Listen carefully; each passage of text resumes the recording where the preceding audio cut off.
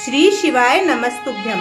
हरे कृष्णा। भक्तों, अगर आप बहुत दिनों से संतान प्राप्ति का प्रयास कर रहे हैं लेकिन आप संतान सुख से वंचित बने हुए हैं, आपकी संतान किसी बीमारी से ग्रसित रहती है या किसी बीमारी के चलते अगर आपकी संतान हमेशा परेशान रहती है या आपके घर में कन्या आपको प्राप्त है लेकिन आपको उन कन्याओं के लिए भाई की इच्छा आपके मन में प्रबल हो रही है और अगर आप पुत्र प्राप्ति के लिए कई उपाय करके थक गए हैं तो आप पुत्रदा एकादशी का यह व्रत अवश्य ही करें।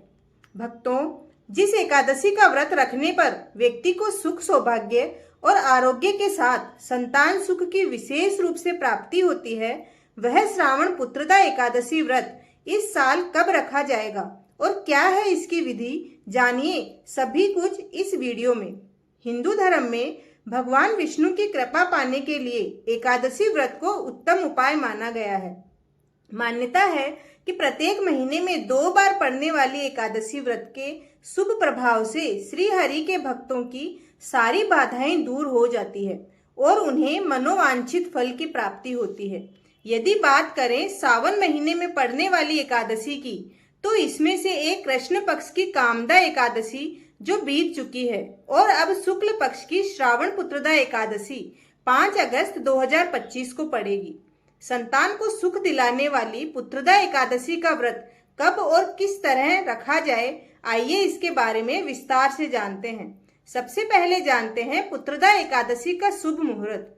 देश की राजधानी दिल्ली के समय के अनुसार इस साल श्रावण मास के शुक्ल पक्ष की एकादशी 4 अगस्त 2025 को प्रातःकाल 11:41 पर प्रारंभ होकर 5 अगस्त 2025 को दोपहर 1:12 तक रहेगी।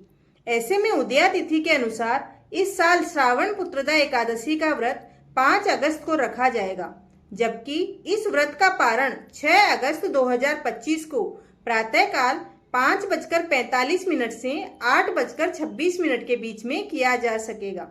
भक्तों, आइए जानते हैं श्रावण पुत्रदा एकादशी व्रत की पूजा विधि। भगवान श्री विष्णु की कृपा बरसाने वाली श्रावण पुत्रदा एकादशी के व्रत को करने के लिए व्यक्ति को इस दिन सूर्योदय से पहले उठकर दैनिक कार्यों से निवृत्त हो जाना चाहिए। इसके बाद तन मन से पवित्र होकर एकादशी व्रत को विधि पूर्वक करने का संकल्प लें। इसके बाद अपनी पूजा घर का अथवा ईशान कोण में बैठकर भगवान विष्णु की शुद्ध जल, वस्त्र, पुष्प, फल और तुलसी दल आदि अर्पित करके पूजा करें। एकादशी के दिन यदि संभव हो तो पीले रंग के पुष्प और पीले रंग की मिठाई का भोग लगाएं और स्वयं भी पीले रंग के वस्त्र ही धारण करें। इसके बाद एकादशी व्रत की कथा सुनें। भक्तों, कथा आपको जरूर सुननी है तथा पूजा के अंत में भगवान विष्णु की आरती करें। एकादशी व्रत वाले दिन अधिक से अधिक श्री हरि के मंत्रों का जप तुलसी की माला से करना चाहिए। जिस पारण के बगैर यह व्रत अधूरा माना जाता है उसे दूसरे दिन शुभ मुहूर्त में प्रातः काल ही कर लें। पुत्रदा एकादशी व्रत में अनाज का सेवन बिल्कुल भी ना करें। मान्यता है कि इस व्रत को करने पर साधक को संतान सुख की प्राप्ति होती है। भक्तों, ये छोटा सा व्रत है। एक दिन में अगर आप पुत्रदा एकादशी का व्रत रखते हैं और दूसरे दिन नियम अनुसार सही पूजा विधि के अनुसार आप उसका पारण करते हैं तो आपकी संतान सुख वाली जो इच्छा है वह भगवान विष्णु अवश्य पूरी करेंगे। बोलिए श्री भगवान विष्णु की जय। हर हर महादेव।